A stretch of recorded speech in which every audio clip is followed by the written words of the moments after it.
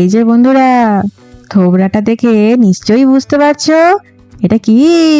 হুম হুম, হুম, এই যে জিভে জল আসা পোস্ত গো। শুধু পোস্ত নয় গো, এ তো আলু বড়ি পোস্ত। এবার চলো রেসিপিটা পকাট করে দেখে নাও। প্রথমে বড়, মেজো, সেজো, ছোট 4টে আলু নাও।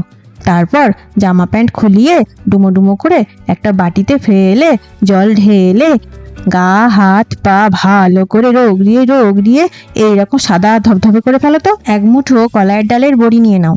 এইবার একটা মিক্সিং জারে বড় চামচের 3 চামচ মতন পোস্ত দাও। 3টে কাঁচা পাকা লঙ্কা দিয়ে ভো করে ঘুরিয়ে একটা পেস্ট তৈরি করে ফেলো দেখিনি। এবার এসো রান্নায়। একটা মুকুচু কড়াই নাও, 2 টেবিল চামচ মতন খাঁটি সর্ষের তেল নাও। তেল গরম হলে কলাইয়ের ডালের বড়িগুলো দিয়ে দাও। সামান্য নাড়াচাড়া করে নাও। এই যেই লালচে লালচে কালার চলে আসবে অমনি পকাত করে তুলে নাও।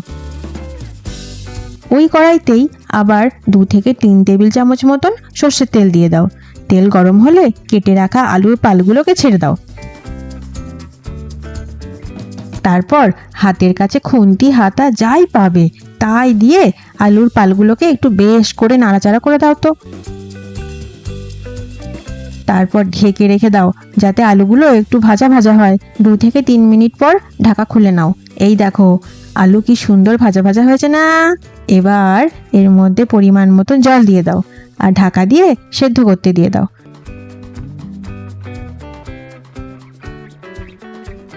কিছুক্ষণ পর ঢাকা খুলে নাও।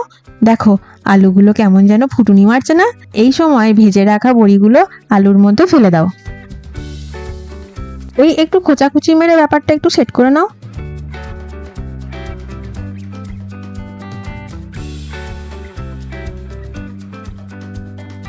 তারপর পোস্ত বাটাটা ছড়াক করে দিয়ে দাও। এইবার বড়ি আলু পোস্ত ভালো করে খুন্তি হাতা দিয়ে মিশিয়ে ফেলো। বাবা বাবা বাবা সুন্দর হয়েছে। ও হ্যাঁ, নুন দিতে ভুলে যেও না কিন্তু, তা না দিলে সবাই গুণ গাইবে। এবার কিছুক্ষণ ঢাকা দিয়ে ওদের ফুটতে দাও। এই দেখো আমাদের আলু বড়ি পোস্ত রেডি। খেতে হয়েছে হেভি টেস্টি। ও জিভ দিয়ে জল বেরিয়ে গেল।